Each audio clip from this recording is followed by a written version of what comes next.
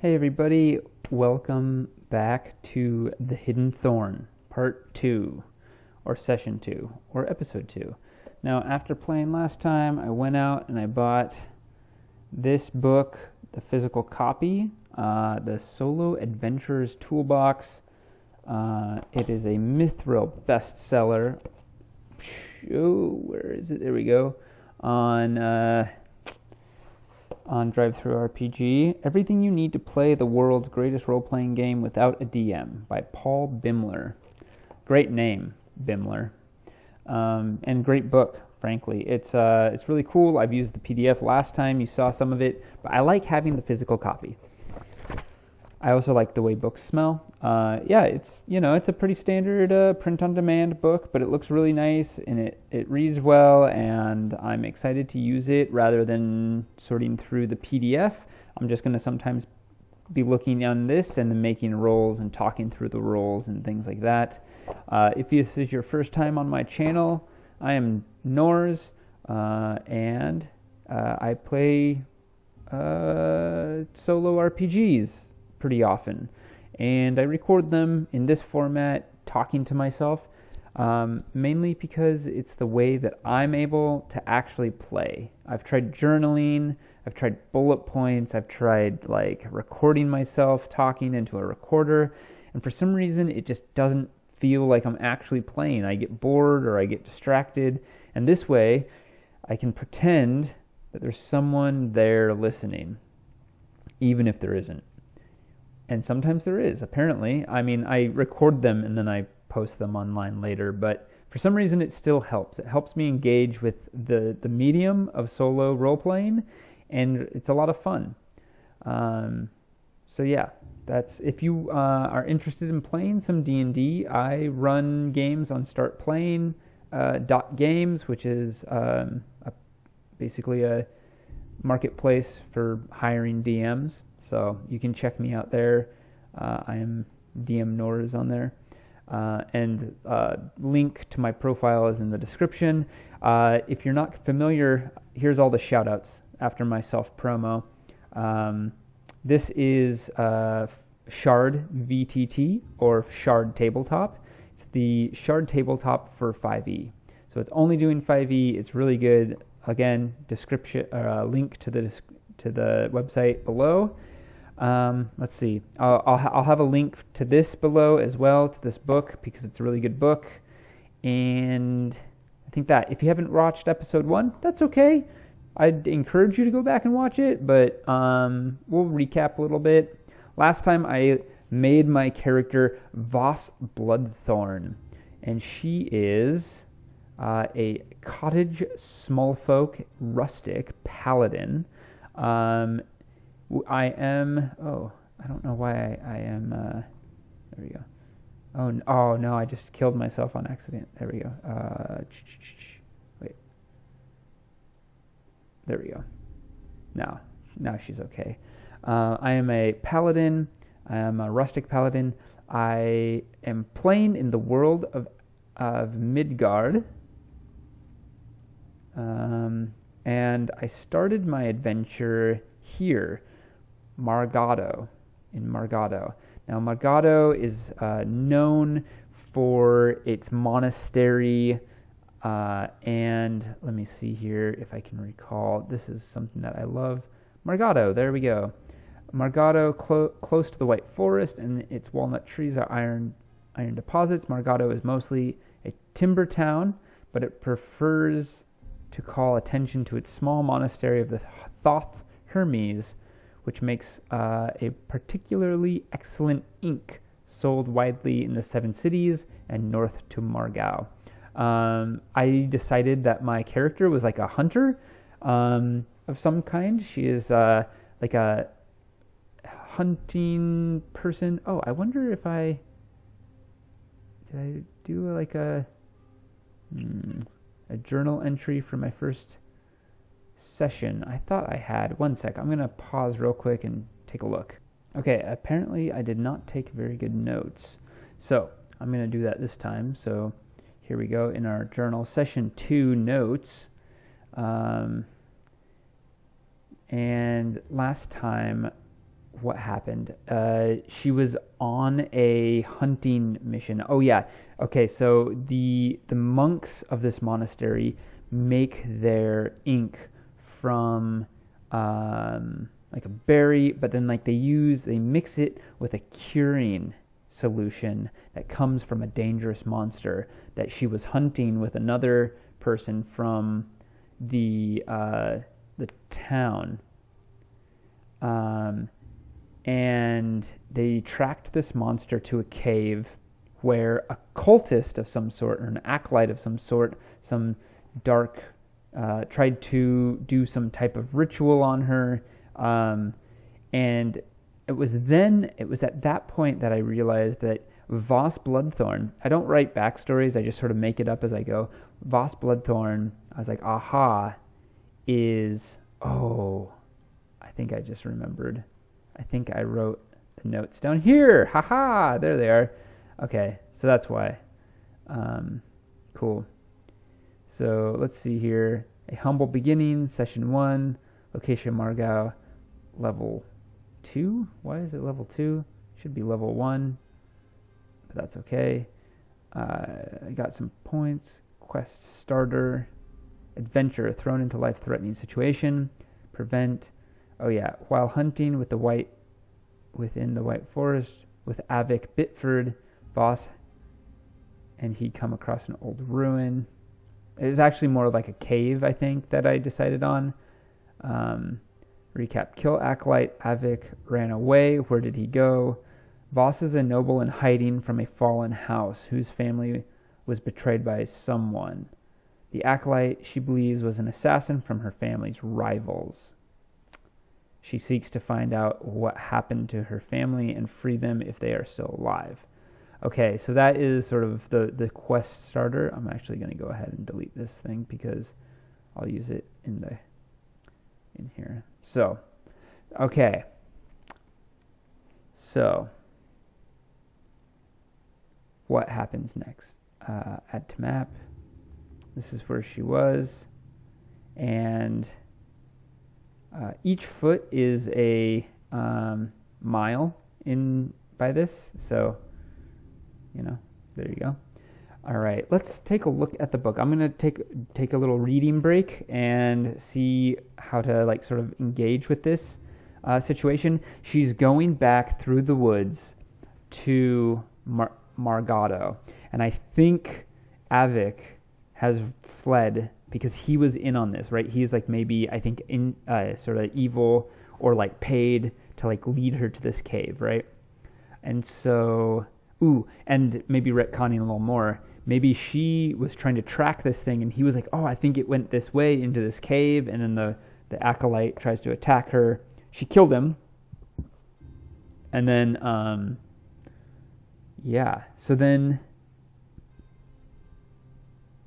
she goes back. Now, she goes back, but what happens when she gets back? What does that look like? Be right back. Actually, it's going to be that for you, but I'm going to read. Okay, so I just read through the arriving in town. Now, I'm returning to town, not arriving in town for the first time, but it does give some guidance in here about how this towns, there's lots of going on in towns, so there should be some type of event happening. There's just more things that go on. So in this sense, I think I'm just going to roll on the event table and be what is happening? So that's a D100. Let's see here. Oh, no, that's a D10. D100. And I got a 29.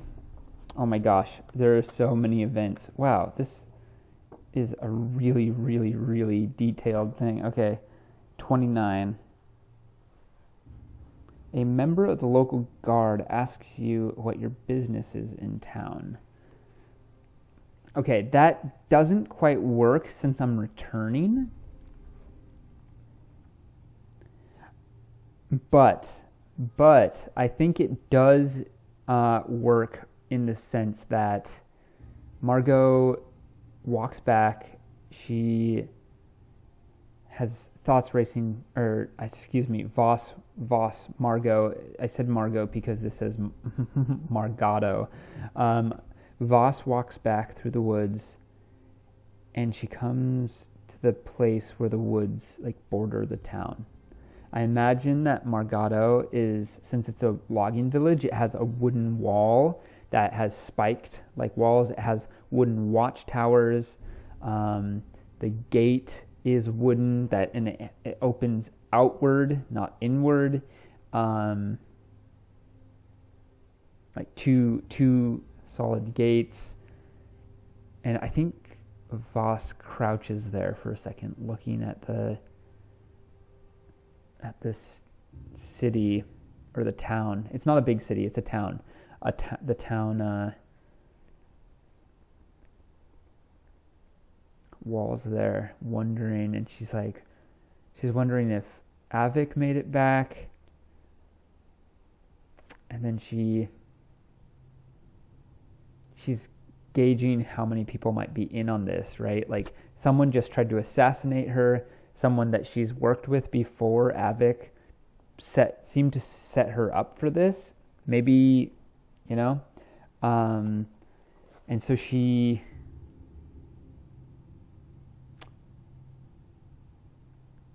I think she's going to wait. She waits until nightfall, and then she's going to try to sneak. She's going to try to sneak through or over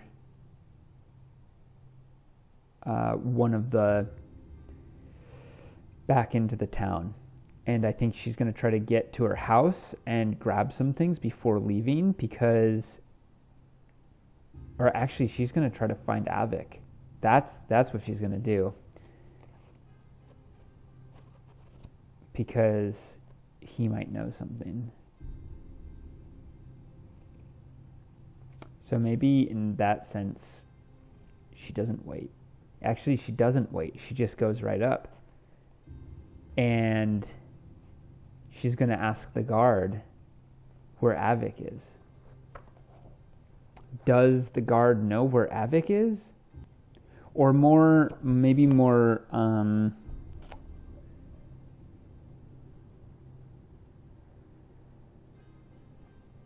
okay, yeah. Did Avik pass through this gate? And so I'm going to say that this is highly likely, so I add a +4 to a d20 roll. I'm curious, though. Like, what if he didn't?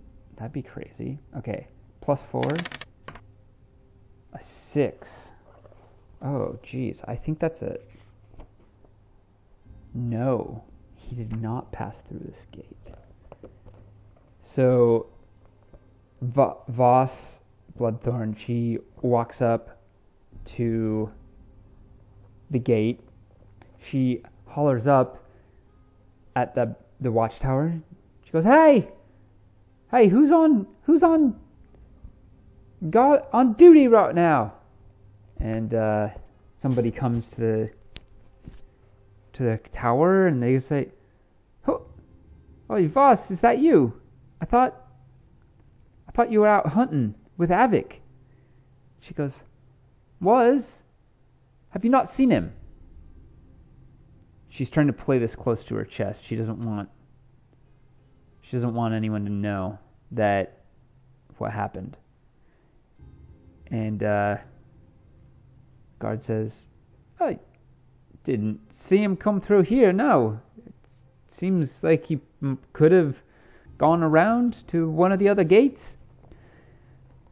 Voss shakes her head. It's not likely. All right, well, let me in. And the gate opens. She goes in. And what does she do? I think she goes home. She packs her things. Like some adventuring gear. Basically everything she has for like her character stuff. Like a candle, a bedroll, gold pieces. Yeah. Excuse me. And then she goes to Avik's house. She goes to where Avik stays. Now, Avik. Where does he stay?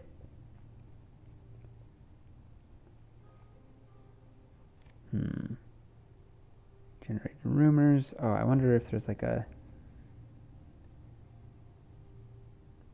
merchants shopping downtown role playing.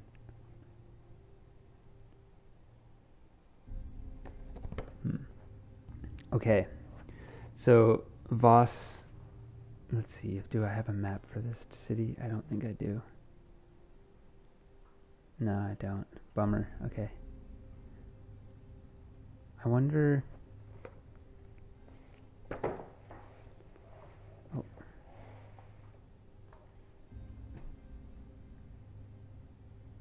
Yeah, so I got a sweet little map for this. It's pretty basic, but that's cool. So, yeah, she goes to Avik's. And what does she find there? Maybe Avik lives like sort of on the outskirts of town, or like, you know, farther back here. I guess there's only two. I imagine she came from over here, and then she could have, like, Avik could have come in through there, but it seems unlikely. She's going to go to Avik's house first. She gets there. Here's a question. Is Avik home? I think this is pretty unlikely. So I think it's going to get pretty, what's the word? Low, or like big negative modifier on this. So highly unlikely. Okay, -4. 20 and then 1, 2, 3, 4. I think that actually means yes. Yeah, it does. Crazy. So the one that was highly likely. Okay. Oh, he is home. I think as she comes to the door, she sees the flicker of light, like candlelight or lamplight in the window. And there's people around. It's not late. Maybe it's like late afternoon, but no more. And she sneaks up and peers in through the window to try to see something. So let's do the perception check first, and then we'll do now what I guess this sort of depends on how well I roll. So it's not going to cut it. An 8 is not, it's below average, right?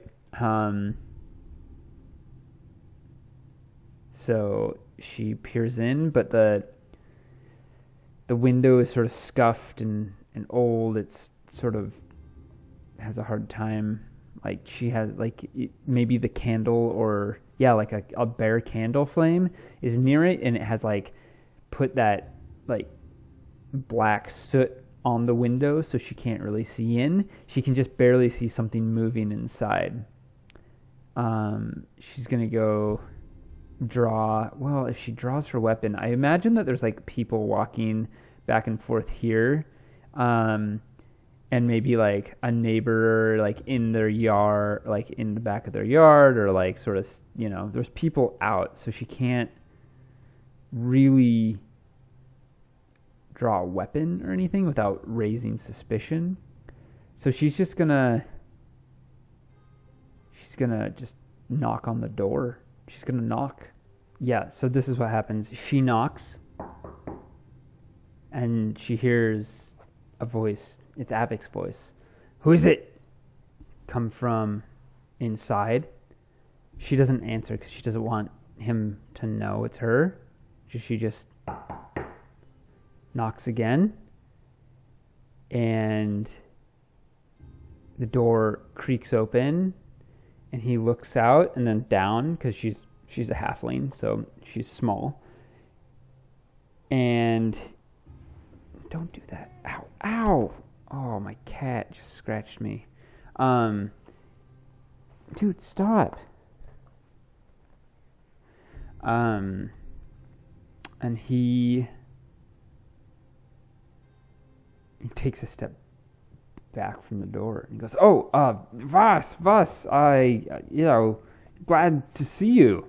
Glad you made it back. Sorry, you went into that cave and I got cold feet." He's like fumbling over his words. He's obviously very guilty of something, and she's gonna push open the door. He takes a step back, but he tries to shut it. But he's sort of like at a disadvantage because he's caught off guard. She's gonna try to push open the door with a 13. Let's see, did I make a creature for him? Add monster, Avic. I did. There he is. Add monster. Hey. And he'll try to stop her from opening it. I'm gonna put him at disadvantage though. Oh, he fails regardless. Boom, nat 1. She uses her low center of gravity to push open the door. And he's like, "Hey, watch it. Sorry. Okay, what is it?" And Voss is gonna say, "What did they tell you?" She kicks the door closed behind her. It shuts. And let's see, what weapons do I have? I think I have an axe and a bow. Yeah, hand axe. She draws her hand axe and holds it. She goes, "What did they tell you? What do you know about me?" And he goes, "Nothing. Hey, easy, okay? Look, somebody came here. I was just talking with them. They just asked me to lead you to the cave, all right? She's gonna insight him to see if he's lying. I don't know if he's lying.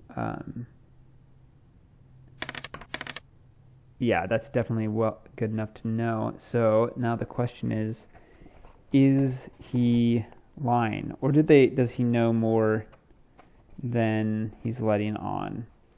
Say that it's possible he's lying. So that's just a unmodified 20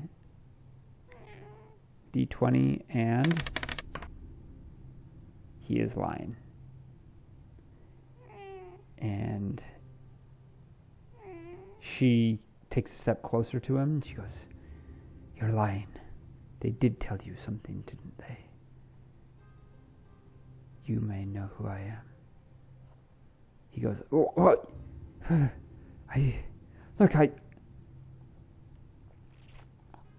just in it for the money. Okay? I didn't mean to, make an enemy.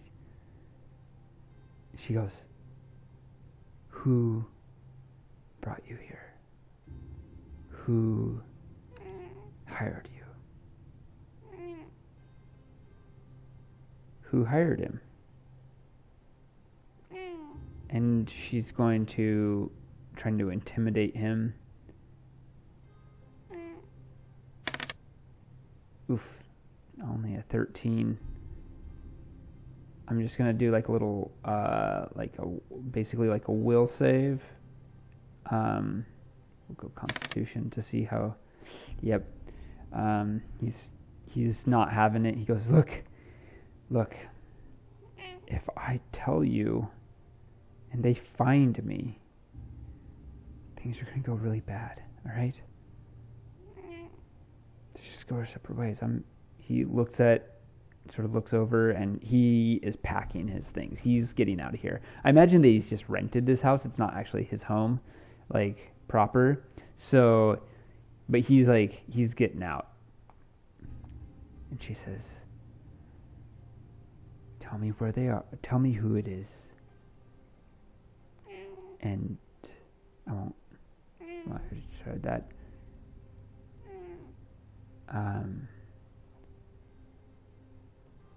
Voss asks, "Who sent you?" And Avik goes, I didn't know her name, but she has horns and a tail and tattoos. She came from, I don't know, I just was trying to, you know, make, and I met her, he's babbling, he's stuttering, he's nervous. He goes, I don't know, they were bad. And I just thought maybe I could make a little extra and disappear. And she's like, Voss is just like, a tail and horns, a tiefling. Do you know where she's from? And he says, I don't know. And she says, do you know who I am? And he nods and he says, you were in hiding. They said somebody in, let's see here, where's a good, I don't want to do Zobek. Everybody does Zobek.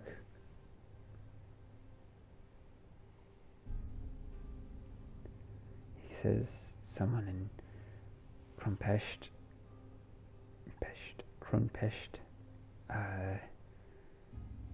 sent me here. That's where I met this woman. But I don't know if she's from there or anything.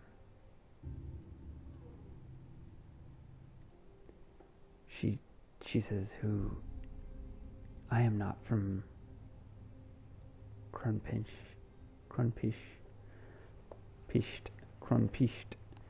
Why would someone from Cronepisht be asking about me, searching for me?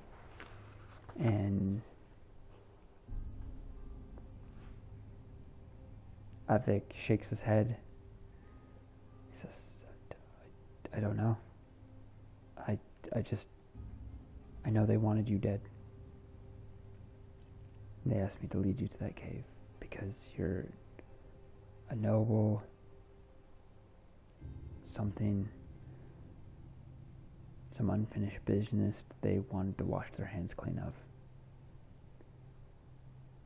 Because they said that you were dangerous if you were allowed to live.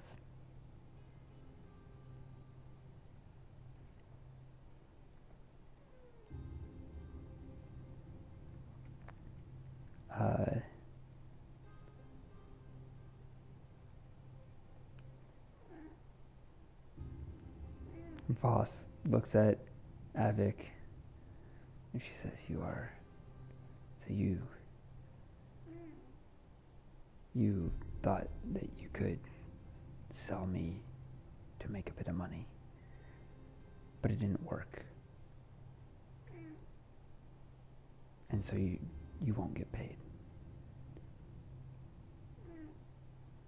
But now you know who I am. He goes, I don't know who you are.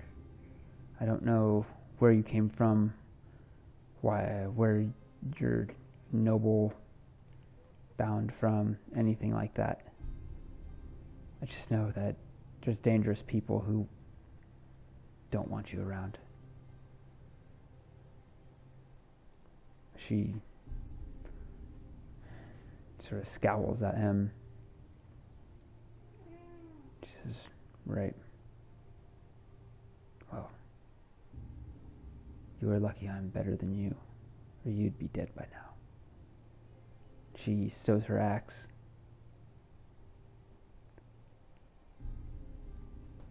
She asks, where can I find this tiefling? He shakes his head. He goes, I don't know if you can. She found me. I didn't go looking. But now I think I gotta get out of here. And she scowls at him and she says, I think you better. I will give you until tomorrow before I tell the monks and the town guard what you did. He nods his head and he goes, thank.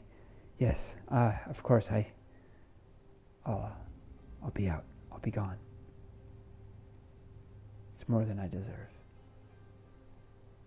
He begins shuffling around, grabbing things hastily, and Voss leaves his house,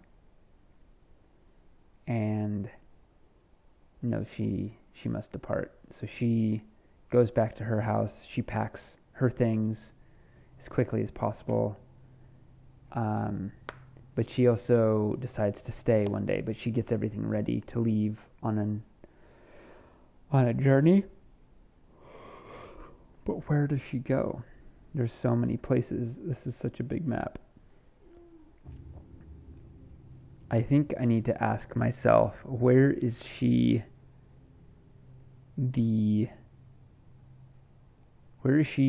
a noble of, right? I'm not really sure. I guess it doesn't really matter, my book, where she's from yet. Maybe she doesn't even know. But she knows that she's been found. What does she have that might be a clue to her? Well, I guess she knows that people in Cronepisht know more. Cronepisht. They know more. They have a reason. I think, so this is like filling in the backstory of Voss a little bit. She remembers being young, and she remembers when she was sent away from her family to be raised by the monks in Margado, but they've always been very cagey about who brought her. She can barely remember just vague impressions of her mother and father, who were obviously both halflings. And when she became old enough, the monks told her that she had been brought there. She's a paladin. She had been brought there by someone to be protected. So before she leaves the next day, she goes to the monastery and she tells the monks what happened about Avik and about the ambush, and she says she has to leave.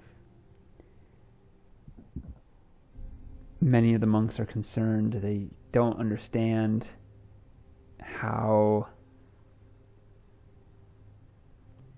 she tells them that she's going to Cronepisht,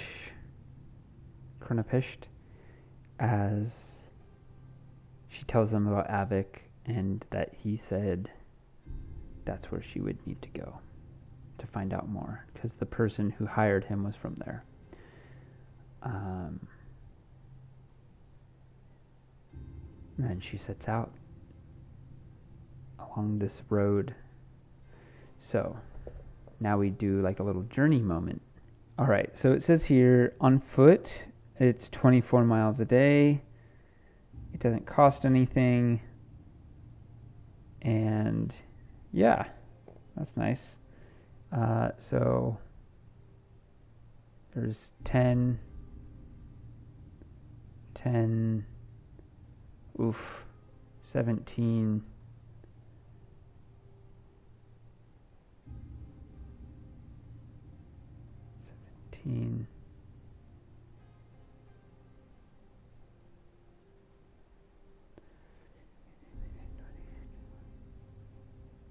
So I need another 7. So that's going to take me to there.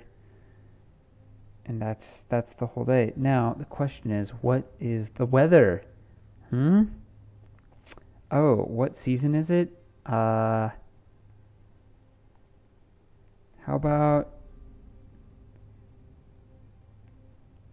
I guess let's roll a d4 and see what season it is. I hadn't decided that yet. I have it in, okay, it's autumn. I have a summer, autumn, winter, spring table. So, it's autumn, d20. A 6. Light rain.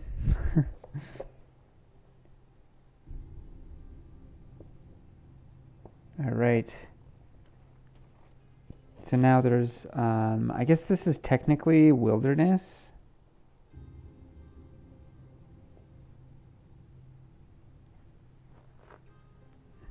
So let's see how this works. Number of D100 rolls per 12 hours. Oh, I see. The population density out here is probably medium, I would say.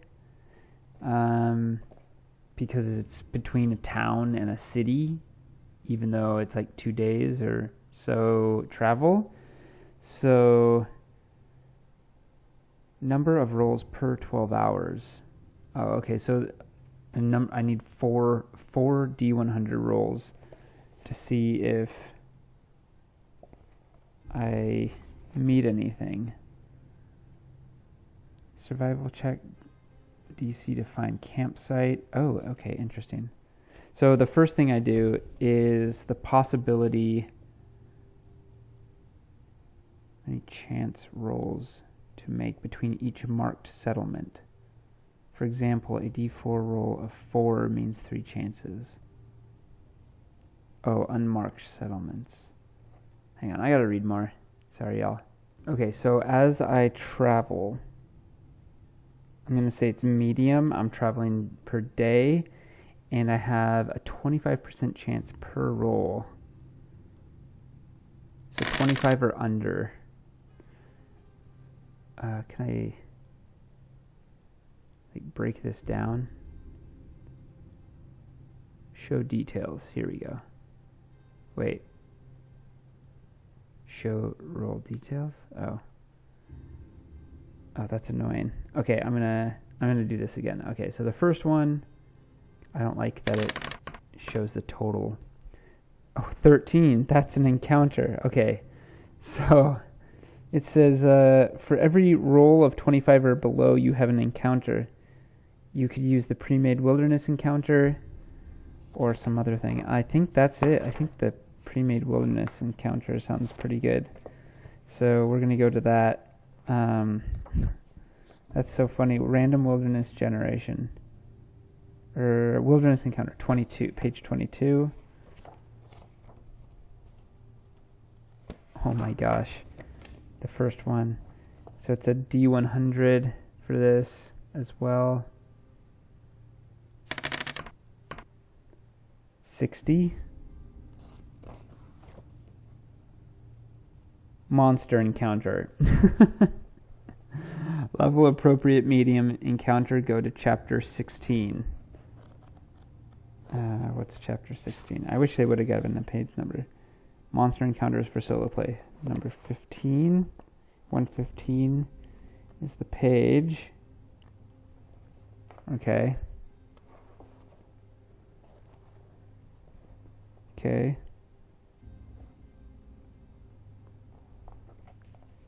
Generating BBEG. No. 2 PCs conversion table. Level 1 solo PC encounter calculator. So I know that it needed to be medium.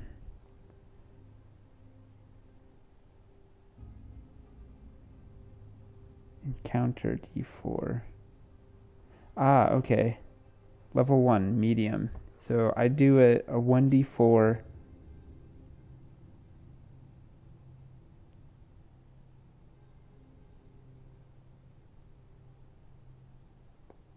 I'm a little confused about what this means. So section 1, encounter tables by PC level adjusted for the solo PC. It says level 1, medium, D4 encounter. 1 or 2 is 1 CR, 1 half monster. Oh. Or level 2 CR, 0 monsters. 2, I think I know what it's trying to say. Okay, so I need to roll a D4 anyway. This is totally a learning curve, right? Of like figuring out how this works. So I got a 2. So 1 CR 8. So some type of monster. I'm in the forest, so that's for sure. So, oh wow, dungeon underdark tables, jeez, desert, oh, okay, jeez, okay, they have like, oh, CR, oh, here we go, wow, CR 1/4, CR 1/8, in the desert, they have in like a forest, interesting. Oh, that's coastal. Oh, so forest would be this way. Sorry, I am learning how to use this book. And that's just, oh yeah, here we go. Perfect. So 1/8. So D20, let's see. There's a lot of rolling in this. 17, tribal warrior. Okay, let's just take a look. I don't think I have that because I'm not using the monster manual, but let's add a creature. Add monster.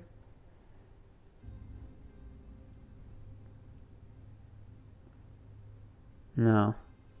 Which makes sense. Let's go. Hang on, I'm gonna go find a monster. All right, so the obvious one was a kobold. Maybe like a kobold scout is hanging out along the road. Oh, this says, oh, that's just a marker for something. Just move that out of the way. And I think maybe this is when Voss stops to take a rest, maybe a lunch break, and there's this kobold scout hiding. Do they have sunlight sensitivity? They do. Interesting. One sec, I'm curious. I just replaced my kobold with one of the ones from the Tales of the Valiant monster vault. There's this little kobold hiding under a tree, staying out of the sunlight. Oh geez. I don't think the kobold would attack during the day. So I think the question is, does Voss notice this kobold that's like keeping watch and spying on her? So she's gonna do a perception against his stealth. Perception 12, and this guy's little stealth roll 13. Okay, so she doesn't see him. So I'm not going to say this encounter happens. Like this encounter it's brewing. Let's put it that way, right? Like she continues her journey, and Oh man, yeah, I forget that it does that.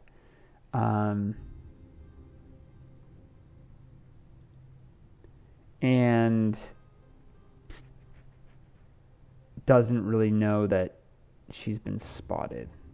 And so I think this is going to like lead to like some other roles about like if the kobold goes back and then tells its buddies. But I still have three more. Okay, that's good. That's not an encounter. No encounter there. 25 or under is an encounter. There's 25. So there's another encounter. What is this? This is crazy. All right. Well, I think that... Oh. I guess I could just roll on here. D20. Oh, no. That's a 1. Bandit.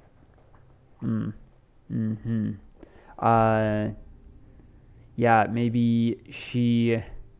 We'll go back to this map again.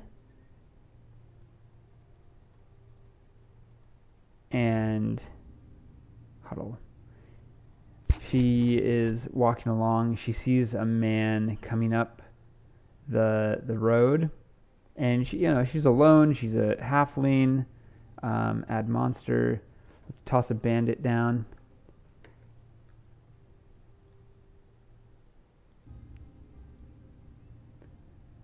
It's not Avik. It's someone else. It's a normal, just totally normal, generic bandit. And as they pass along the road, he tries to like nab her, maybe like grab her bag and take her stuff. So we'll roll initiative. Oh man, he's got really high initiative. Let's go. Oh, I got even better initiative. Okay, so he like reaches out to grab her stuff. She rolls to the side and comes up. I think. Okay, I didn't have that equipped. So I think to draw her hand axe and her shield would take a full action. So she'll do that. I don't think she has a bonus action. Divine Sense, Lay on Hands, Grounded Small Folk. Oh yeah. Oh, I've been forgetting my yeah.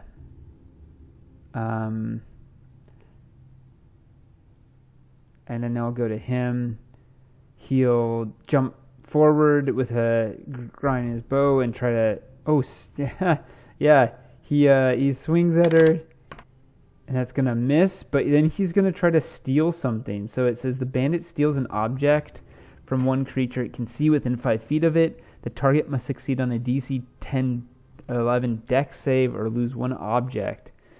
So he's going to do that. So I dex save. Here we go. 4. Oh my god. Or 7 total. Alright. So what does he steal? What's in my inventory? Let's see here. Equipment. Oh gosh. He steals my pouch. I'll drop it.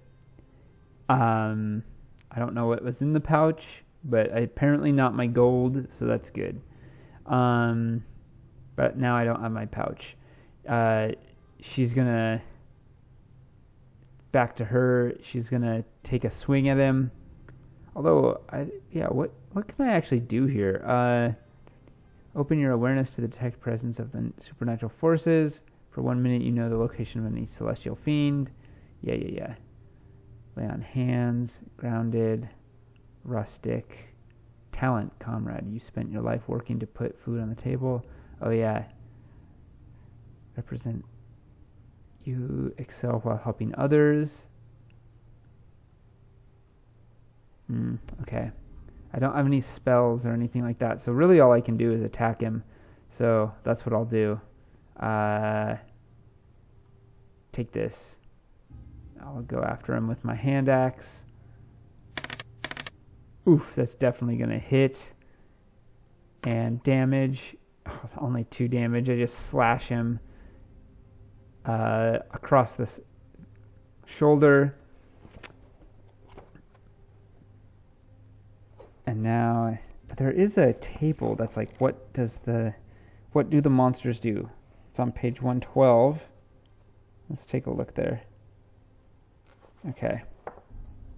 D100. Oh, that's like... Okay. Here's like a more nuanced one. Okay, D100. What does he do? There's a table for everything in this. 65. Oh, interesting. This is strange.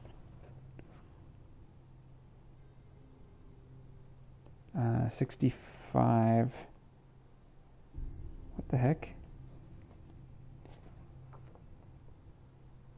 Oh, 33 to 72. Creature uses its main attack. Okay, well that's pretty simple. Pretty straightforward. It's going to attack. He misses again. I have a AC of 17. No, AC of 18. And so I'll just keep on swinging to try to get him off. Grounded. Lay on hands. Lay on hands. Luck. Oh yeah, grounded. Divine. Okay. Yeah. So another attack roll. 14. Does that hit? It does. Yeah. So another 6 damage. Really get him this time. Oh, he's just taken down completely. I think she sort of hamstrings him with her axe, and at this point, I think he's just gonna run. And he runs this way, and she's not gonna follow him. That's not what she's about. So she watches him go, sort of glaring. She's not thrilled with it. He runs away. All right, I'll go back to here.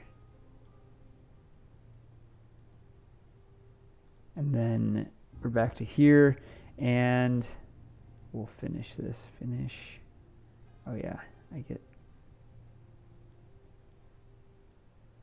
Oh, interesting. Combatants. Distribute to one player. Save encounter to log. Sure.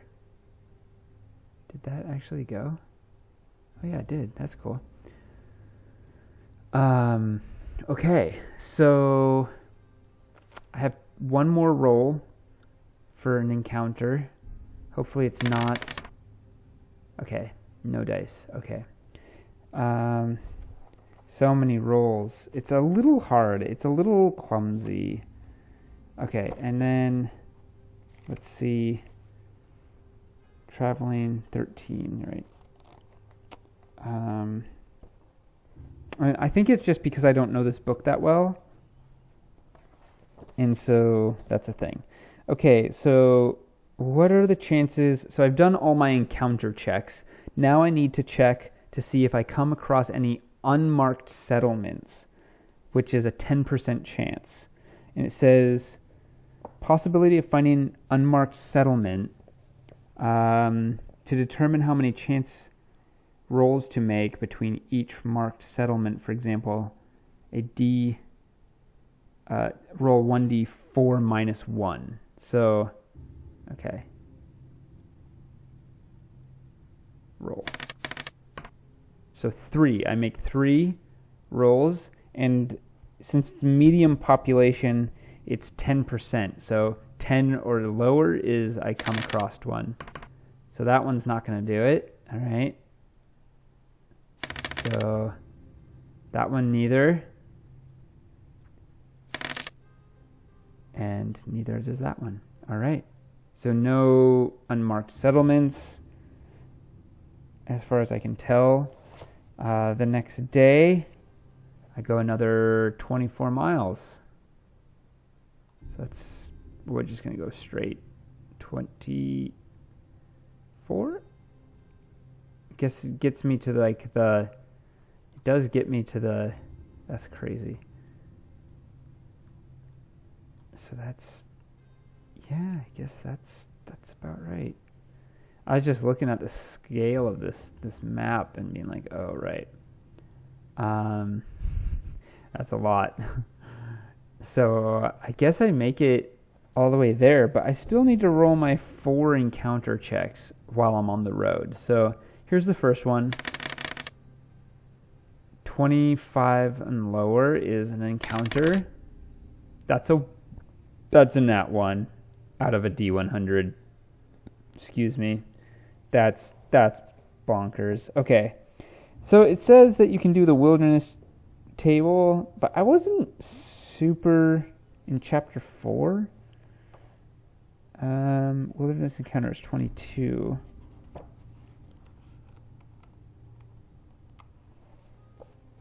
Oh, okay.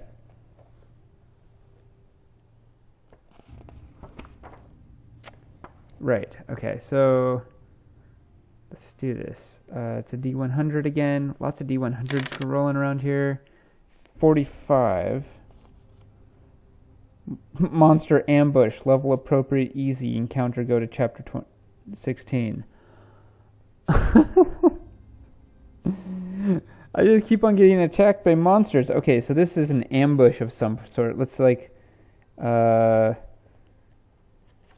go to chapter 16, which is monster encounters for solo PCs. 115. This is hilarious. I just keep on getting attacked. But she seems okay so far. So it's a medium,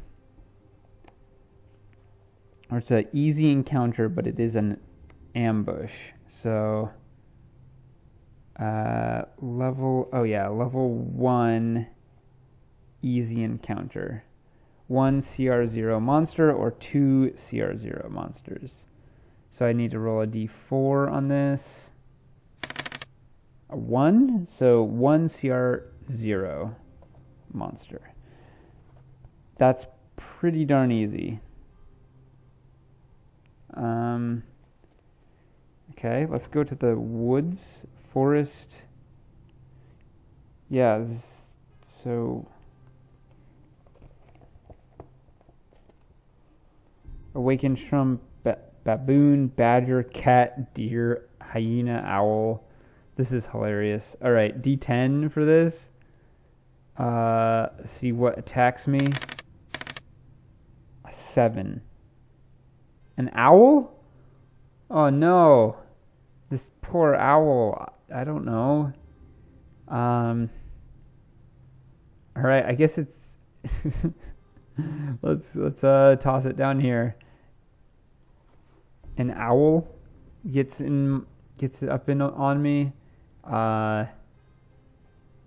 There's the owl. It looks pretty cute. And I guess it gets an attack, like basically a surprise round. Quiet Wings, the owl's stealth is 18 while flying. Well, that checks out. I guess it gets the opportunity to do that. So, do I notice this owl coming? Perception? No. So it definitely gets the first attack. It'll swoop down on me. Oh, luckily it's not very good. And then I need to roll initiative. Oh, whoops. Oh my gosh. Poor rolls. Mine's better than the owls, I guess, though. So I get to go first. I would have stored my shield and my hand axe, so I draw my crossbow and take a shot at it. Oh, I'm sad. I don't want to hurt this owl. Ooh, maybe I have like a... I wonder if I have something that like else I could do, like a net or something. Shield. Explorer's pack. Oh yeah. Hempen rope bedroll. Tinderbox. Hand axe shield. No. Composite bow. It makes sense to shoot it with my composite bow. Yeah. Okay. I'm sorry, owl. 13 to hit. It definitely hits it. Oh, jeez. Okay, and then how much damage? Just shoots it right out of the air. This poor thing just dies instantly. That's sad. At least I get the 10 experience. Alright, so that was 2 encounter rolls. That one wasn't very interesting, really. That's 14. That's another encounter. What the heck is going on? How am I rolling so low on these things? Wilderness travel, camping. Right. Okay. I need page 22. Right. Yeah. Okay. Wilderness encounter. Let's take a look. With the D100. 9. Abandoned. Empty town. Oh, wow. Interesting. An abandoned and empty town.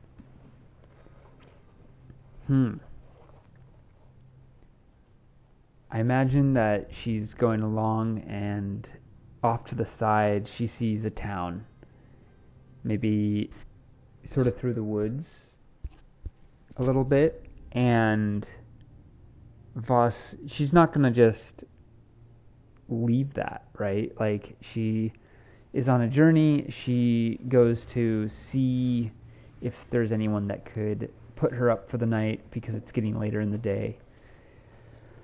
And I imagine this town is not more than like maybe half a dozen or a dozen, maybe half a dozen or 10 homes and little paddocks that had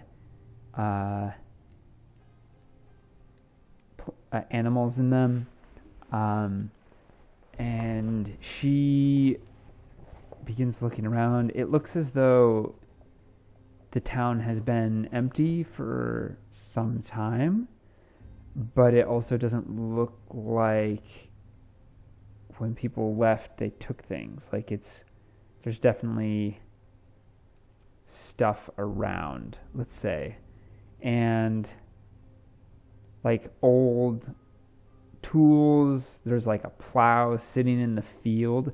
Ooh, that's a good one. And yeah, it looks like it was like in the middle almost of like the rows are gone, right? Any rows that would have been plowed are long been like sort of just flattened out. But she gets the sense like something's been here before. She's a little confused. She's just sort of that thing, and she's gonna start looking around in order to sort of try to see if she finds anything. She'll look for signs that type of settlement, day, night. Oh, interesting.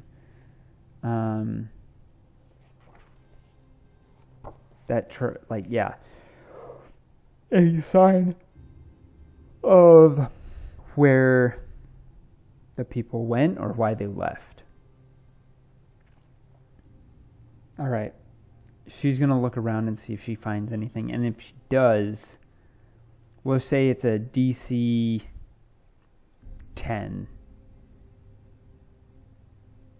Investigation? Ooh, yeah, DC 10. Okay, she does find something. So now I'm going to do the element interaction table. So I'm going to roll 4 times on this. So 1, 2, 3, 4. Okay, so 20, 2, 2, and 19, which means situation, verb list. So two of those. And then 2, 2 is event. Interesting. Event table below. Okay, so 2 events and 2 verb lists. Let's see. Oh, right, I forget that it is 51 and 8. So 8 is procession, and 51 says gridlock traffic. Oh, yep. Well, this isn't urban. Okay, so that's weird. Procession and gridlock traffic. I'm not really sure what to make of that.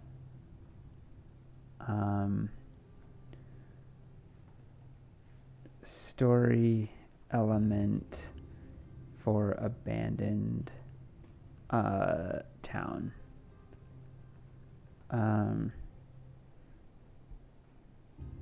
Procession, grid locked traffic, and then verbs. Okay, the verb list somewhere around here.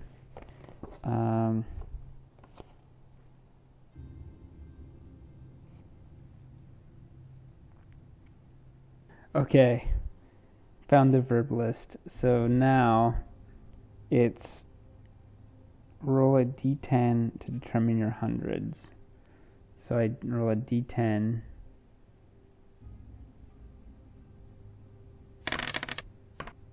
Eight, so the 300 to 400 range. So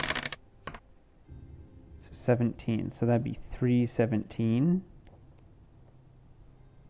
Jeez, so many words. 317 is kiss. Kiss. Huh. I'm starting to think of something. This is crazy. There's something that's actually coming into my brain with these things. Okay, and then the next thing will be 2, so that's the 0 to 100 range. 77, so that'd be literally 77. Blurt.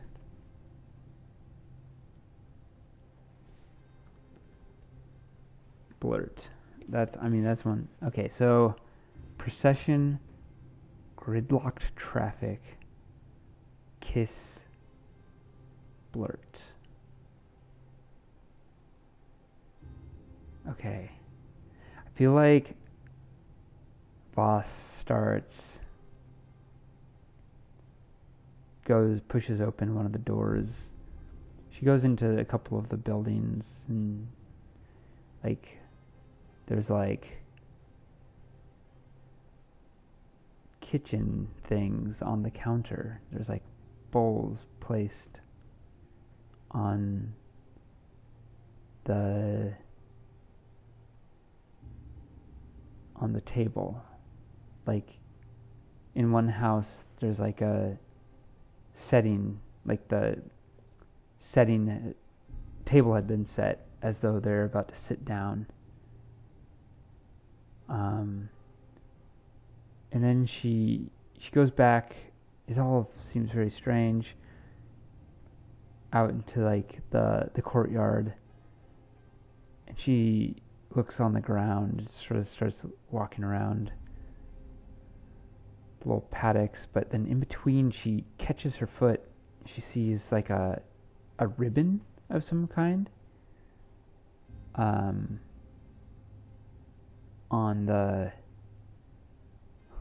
like caught in the dirt, like it's old. Like I imagine that this place is like maybe 5 or 6 years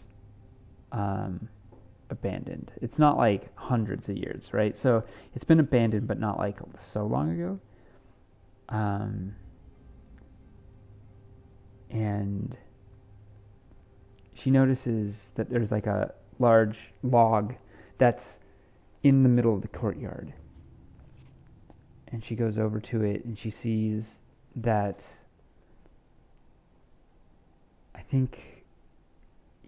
she sees that this log had once been buried. Like it had fallen over and it has disturbed the dirt, but it used to be like stuck in the ground like this, and the ribbons were from like a dance. The ribbons once connected to all these streamers to this pole, like they were doing like a Mayfair almost. And some type of celebration. And what does she find that would point her to the direction that I know that this is something to do with like Fae or something. I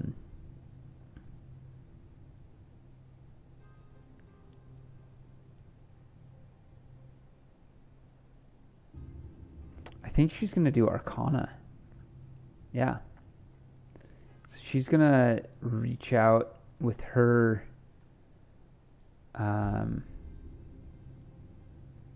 just sort of, oh man, I wish I would have done Arcana, with her senses to try to feel if there's actually, I can't do that yet. Damn, I can't beseech my god.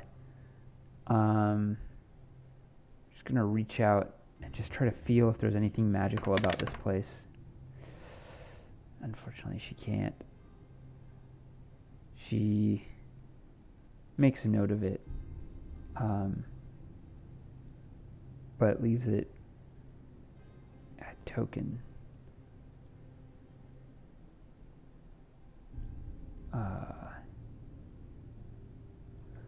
Abandoned town. Just leave that there. Oh, maybe.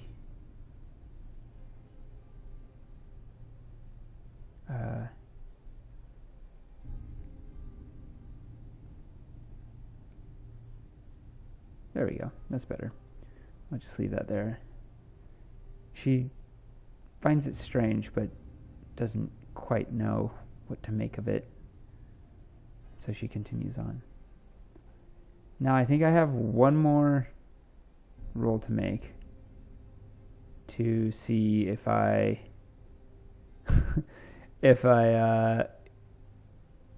have any other encounters. No, I do not.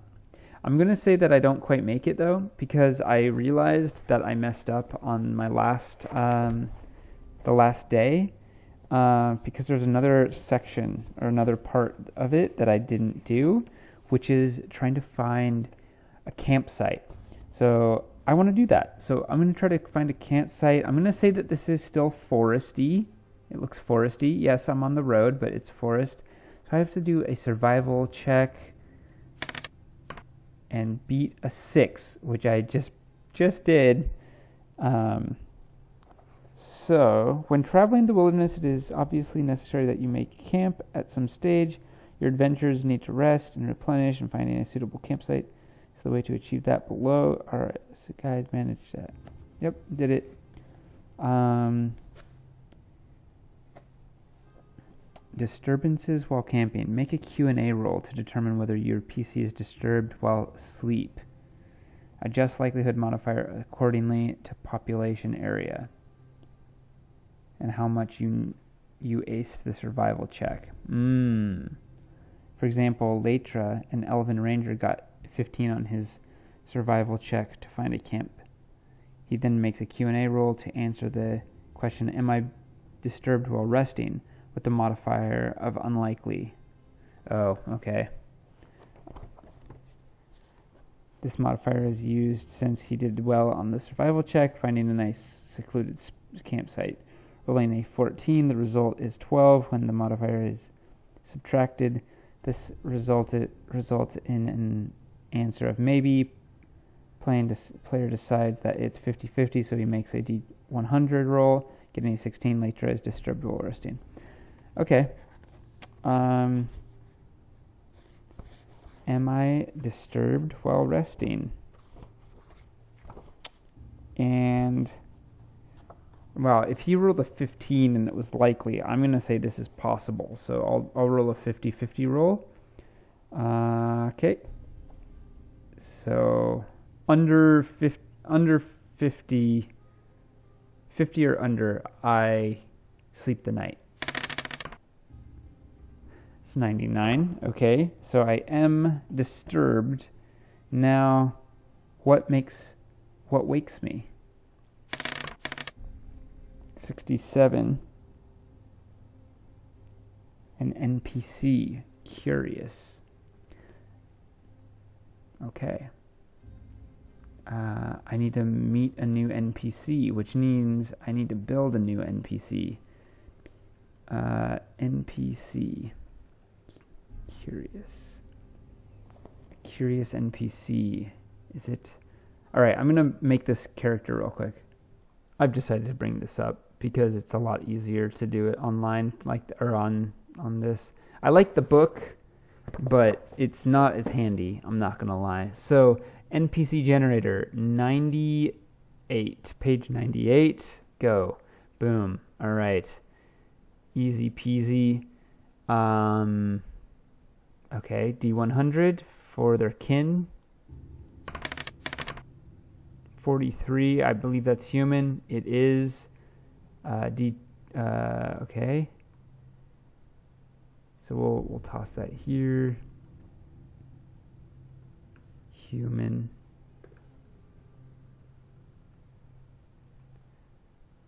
I'm going to move this over to my other monitor real quick just because I can do this a lot faster that way. And then, let's see, they are female. And what is their alignment? 65. Oh. Lawful evil. Okay. Oh, lawful evil. Okay. And their profession. 60. I gotta do one more. Okay, so 60 is engineer. I wonder what an engineer would be doing out here, huh? Don't you? And their class, D12. 3. Cleric. Oh. Cleric. And the tier of level is D20. Oh god. They're super high level. Okay. Mid tier, late tier. It would be, and then one more D20. 14 is they are level 18. That's insane. So they could definitely kill me. Disposition is 31. Frustrated.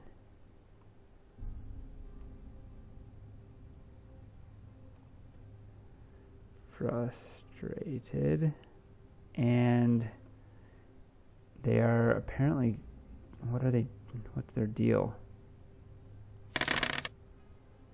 72. Economic status 70. Oh, 72 is He's rich. They're rich. Okay. Interesting. Okay. Let me...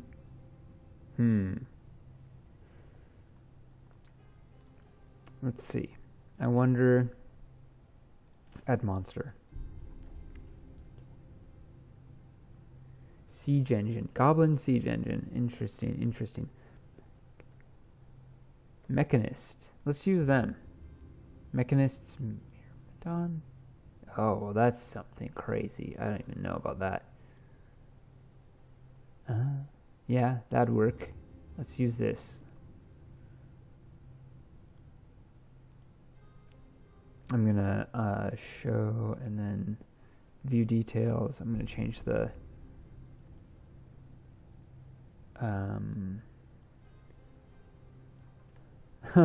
this is a funny mechanist.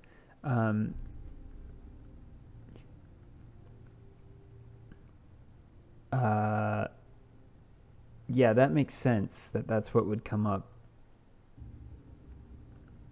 Fantasy art. Put fantasy art behind anything, and it always brings something up. Unfortunately, it comes up with a lot of like just unrealistic images.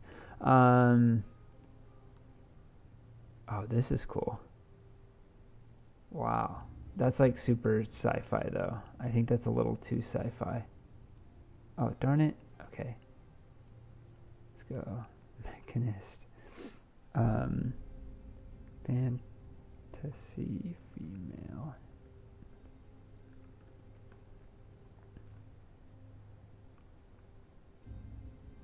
Yeah, she's cool. That is AI. Definitely AI art, though. I don't love that.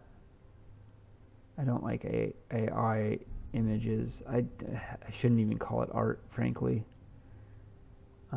Most of this is probably AI generated material, but you know what I mean.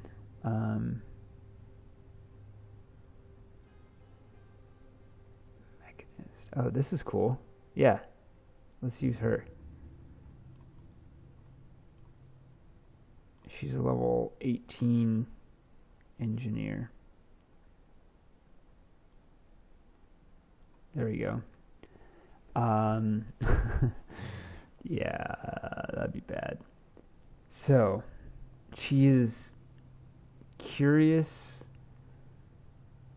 Maybe I'm like a little not that far outside the city, and as I'm maybe Voss finds a little place off to the side of the road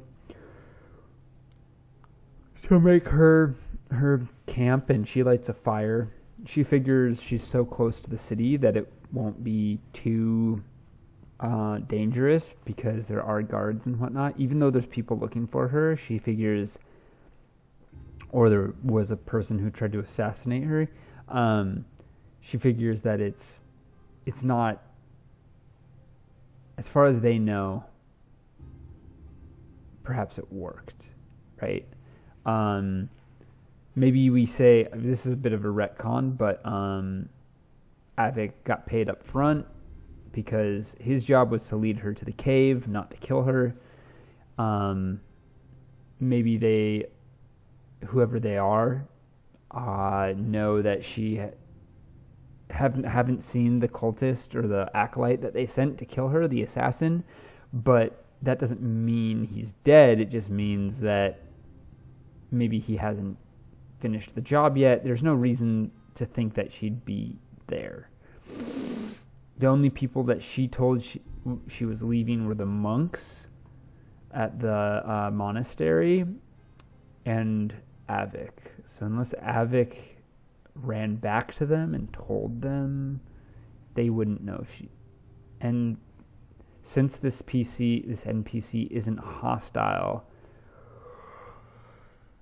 so I think that would mean that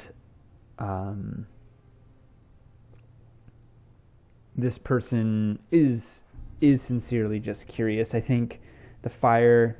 Voss is sitting near the fire and just, sort of gazing into it.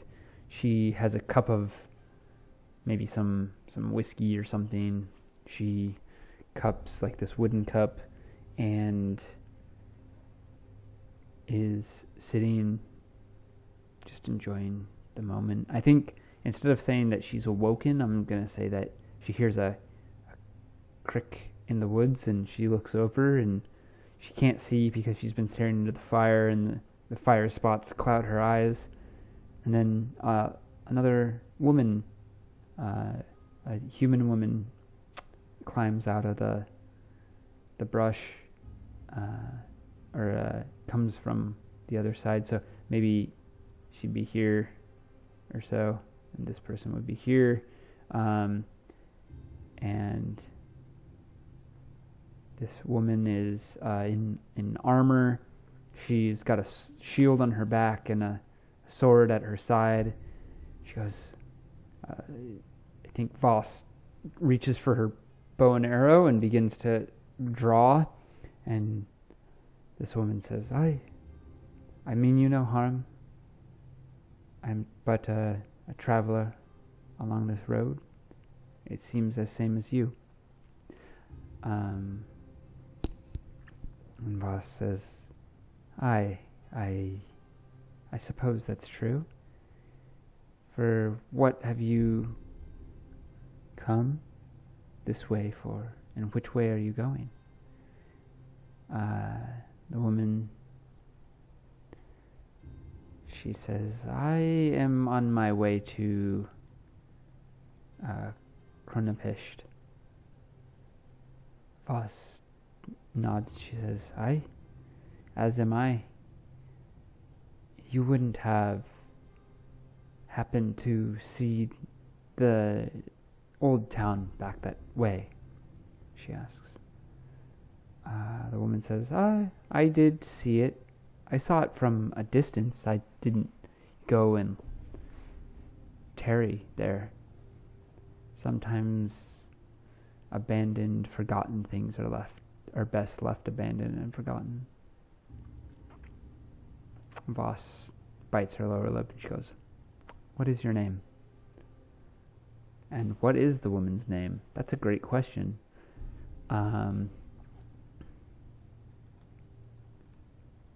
The woman's name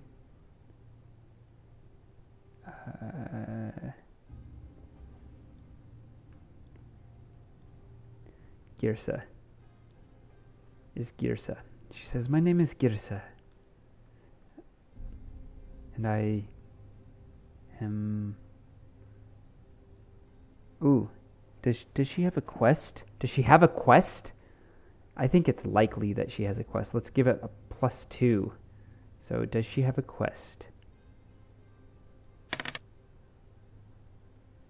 Maybe? No. Yeah. So, she maybe has a quest? But what does that mean?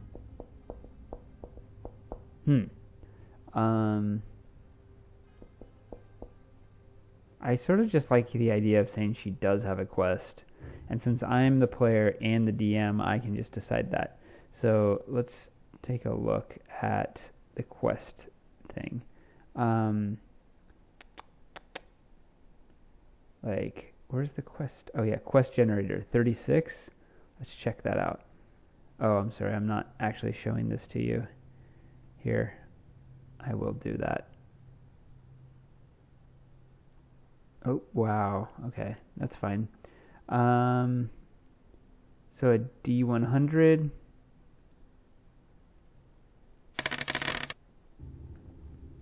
Oh, that's a nat 1. Again, I've had 2 nat 1s on a D100. That's pretty wild. Okay. Unjust killing. Problem. Okay.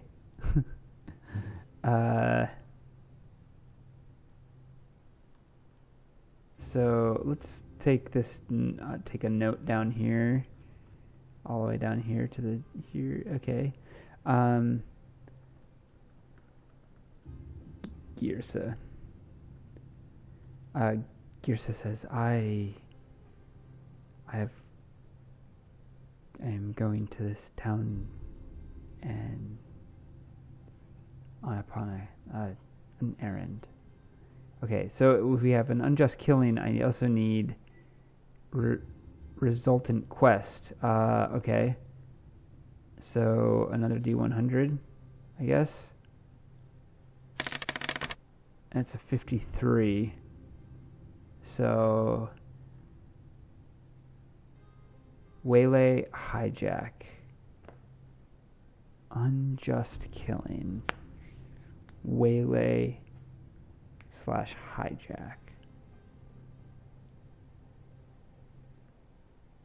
Well, maybe she's going to do the unjust killing because she is lawful evil.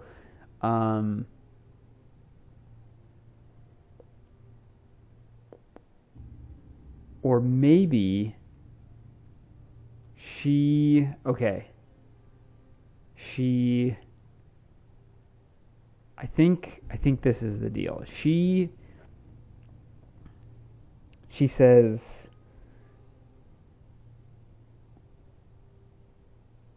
I am a specialist of sorts and have been brought in to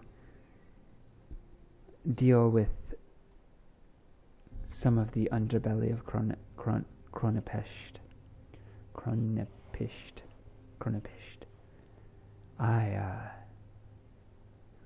I have skills, and there has been waylay, hijack. Okay. So I need to do Girsa's quest, unjust killing, waylay, hijack. Okay. And she says, I plan to put an end to some of the indiscretions of those who inhabit the underbelly of this city. It is my calling to do such things. Voss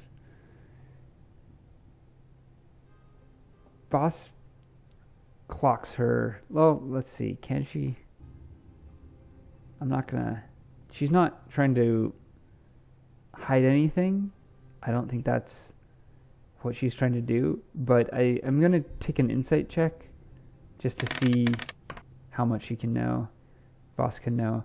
Voss clocks, I think, that this person is unforgiving and has a very clear worldview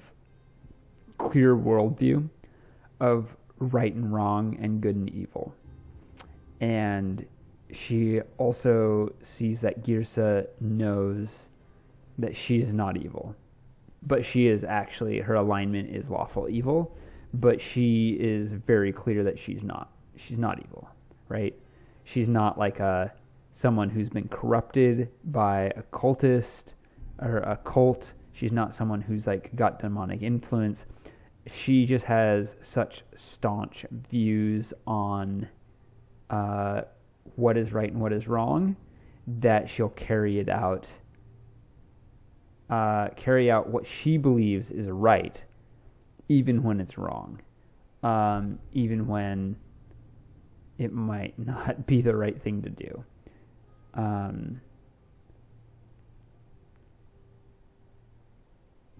Voss says,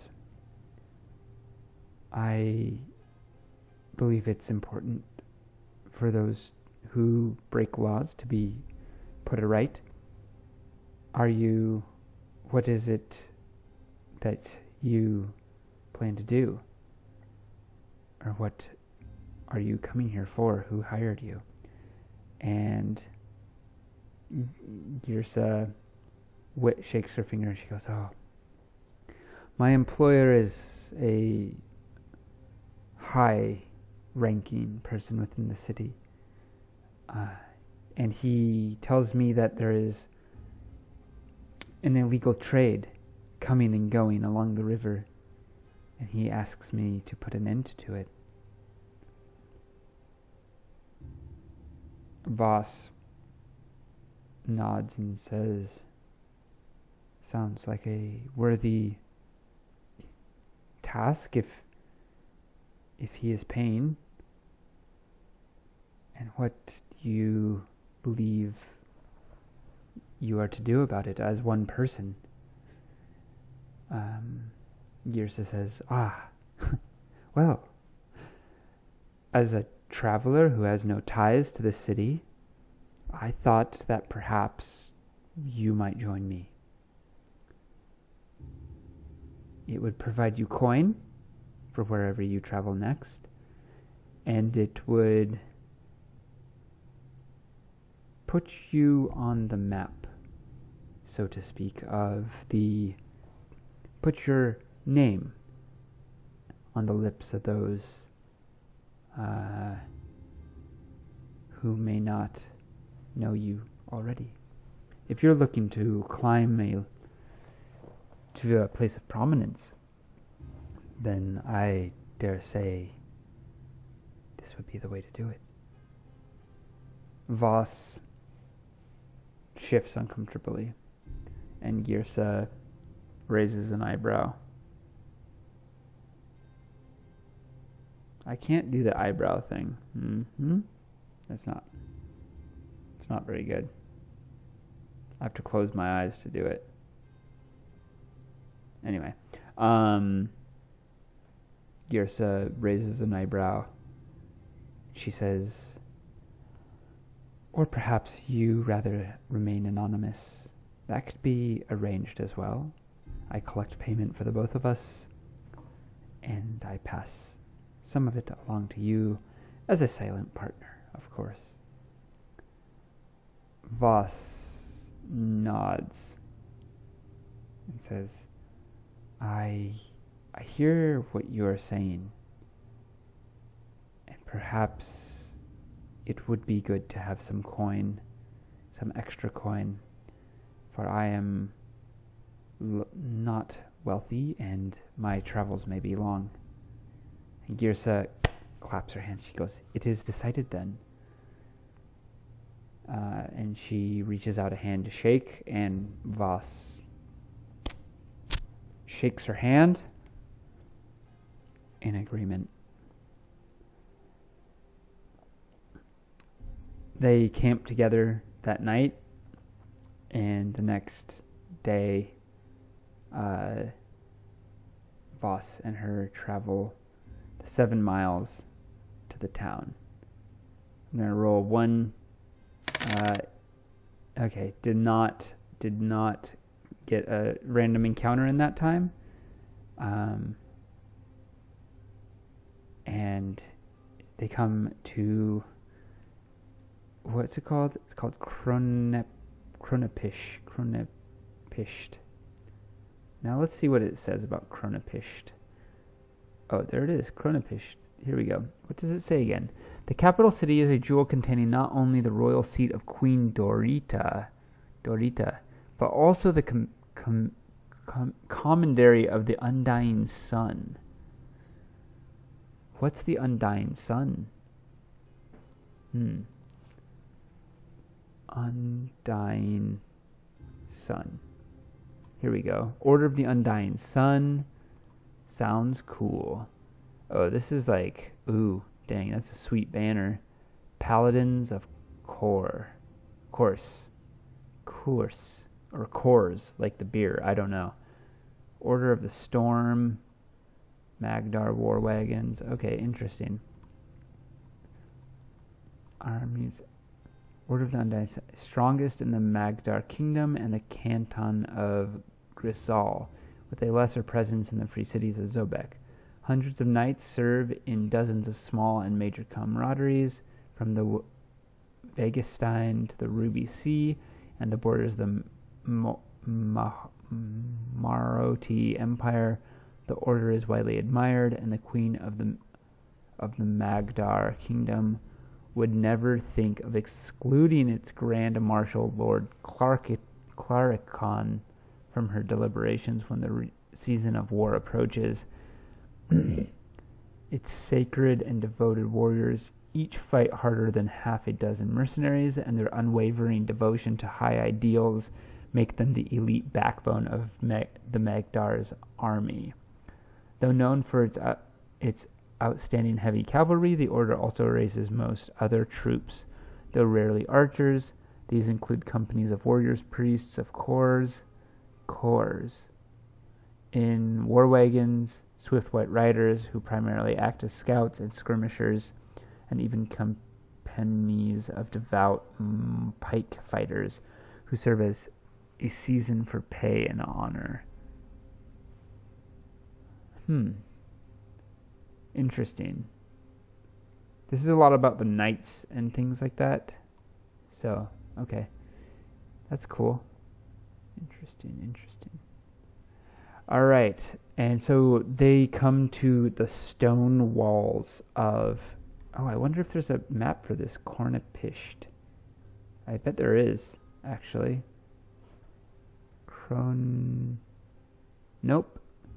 Cronepisht. Nope. Okay. I guess there is not. That's a bummer. I thought there would be. Cronepisht capital. Huh. Yeah. All right. That's a shame. So no city map. Maybe I'll grab one. I'll find one somewhere here. They come to the stone walls. There's a wide gate.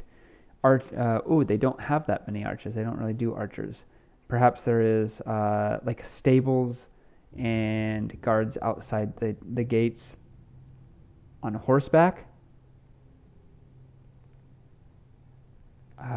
The two women, the one human woman and halfling woman, approach, and the guards go, "Hail, ladies! What brings you hither to Cronepisht?" "Ooh, arriving in town, arriving in a settlement. There's a table for this. There's just a table for everything." That's why I'm like a little slow, because it's not as intuitive. It doesn't flow like the One Ring does. Okay. Arriving in a settlement, 13. Here we go. Modes of travel. Yeah, we did that. Okay. Oh, this is like unmarked settlements, camping, this, that. Taverns.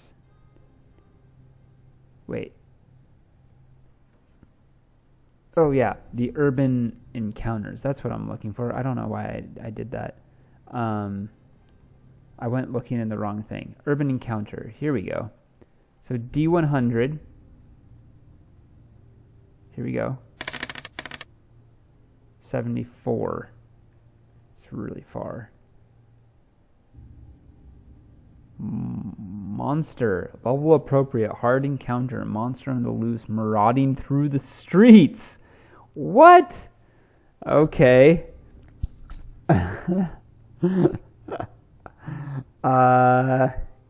Okay. Well, we're going to leave that for next time. So maybe Voss and Girsa approach the gates, and there's no one. There's only like one person at them. There's one person at the stable who's that's so funny. Copy. I'm gonna put this in my notes so I know where to start next time. In Crone what? Cronepisht.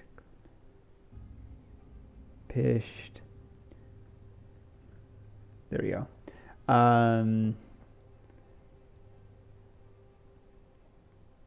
Yeah, so there's only one person there, They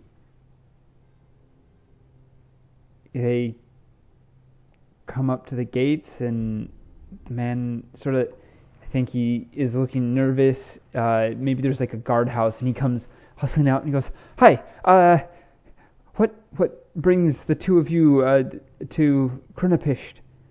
And I think Girsa would answer first. She'd say, "I have come far distance to take care of a problem that the leader of the Undying Sun," is that what it's called? The Undying Sun? I think it is. Wished for me to consort with him on. This is, she looks at Voss, and Voss sort of says,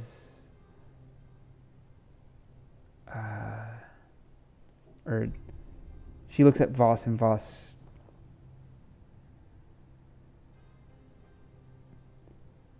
says, oh no, Girsa says, "This is my squire, and we have a meeting with, what's his name? Grand Marshal Lord Clericon, if you will." The guard goes, "You have a meeting with the Grand Marshal, do you? He sent for you." And she says, "Yes, he did. It was many months ago, but finally I have arrived." The guard goes, "The thing is, there you can't go in there right now.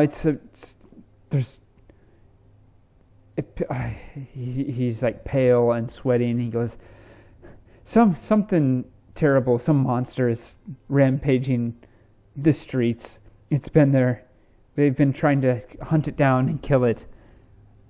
Girsa raises her eyebrow, and she says, "If there is trouble in the streets, I would have it done with. Open the gates.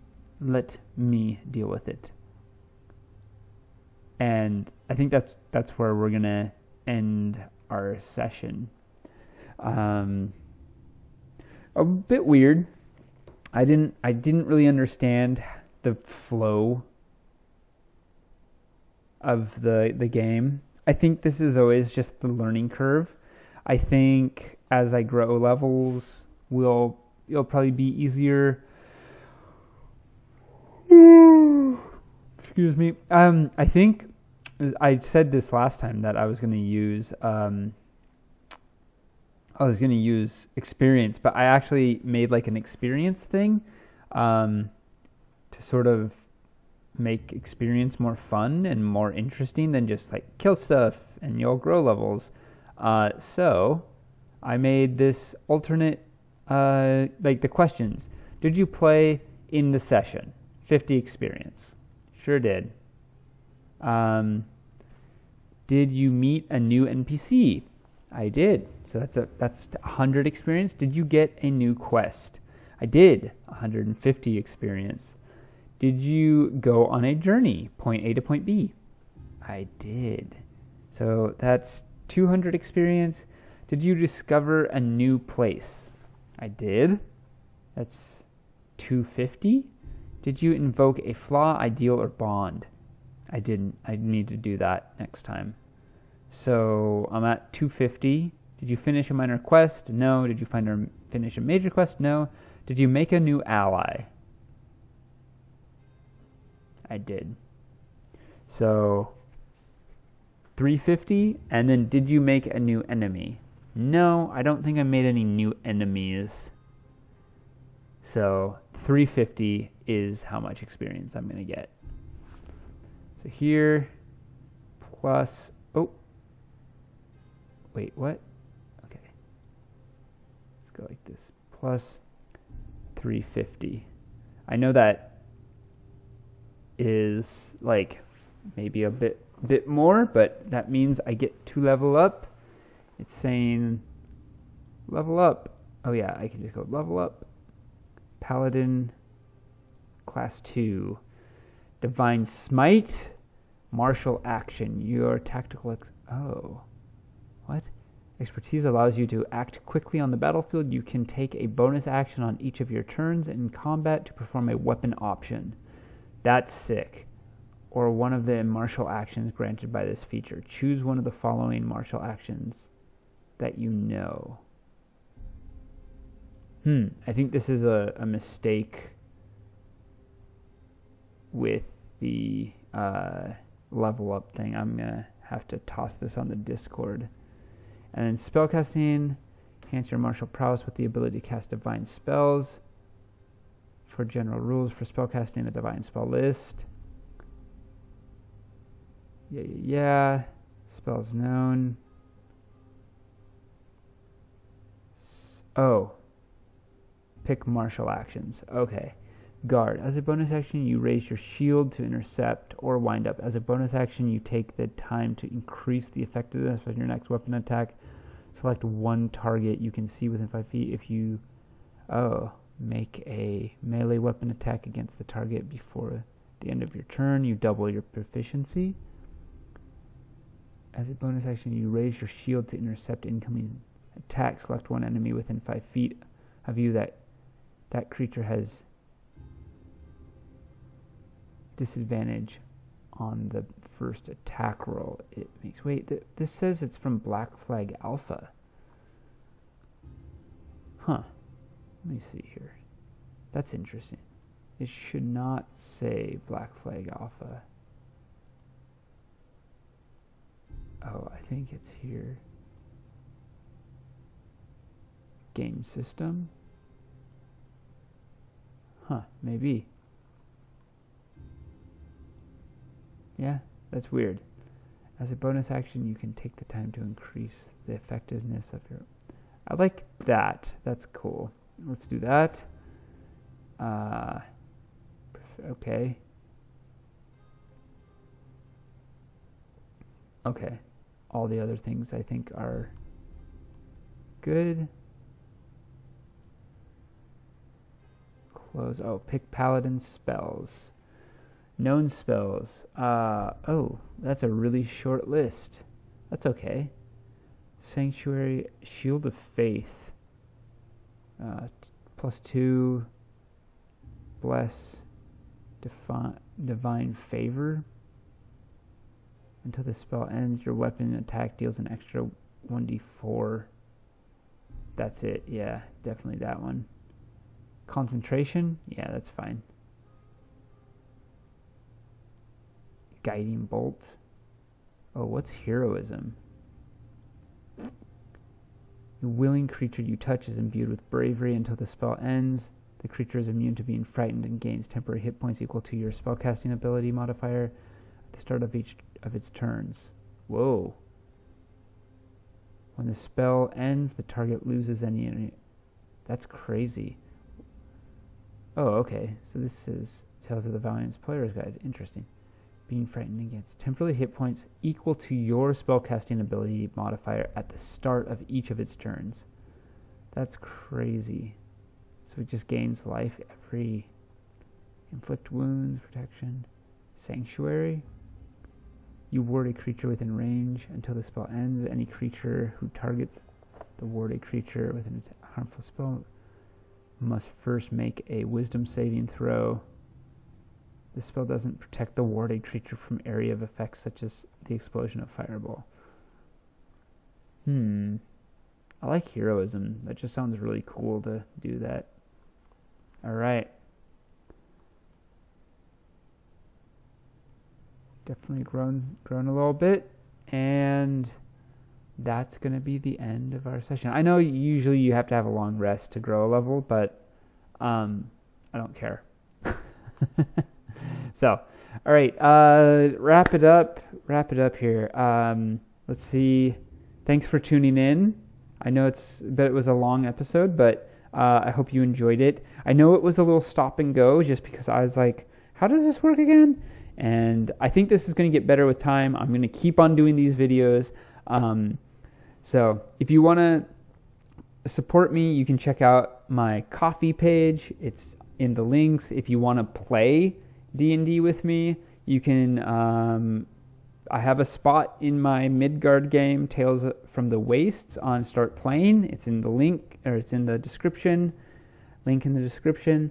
Shard Tabletop, link in the description. Tales of the Valiant by Kobold Press, the materials that I'm using that are absolutely awesome. Link in the description. Solo Adventures Toolbox, right here. Link in the description. And if you are interested in getting more materials for your TOV or 5e games, my Ko-fi page has a bunch of materials there for that. I am writing 2 posts a week, one for free, one for subscribers. They can to basically get supplements like subclasses and magic items, and I'm even writing like a campaign module that's coming out slowly. Let's just say that it's definitely going to be more value later on, maybe in a few months. But if you want to support me anyway, please sign up as well. Like and subscribe if you're interested in this type of thing and learning more about solo role playing. All right, y'all. Thanks so much for tuning in. And until next time, light your torch and delve into the dark.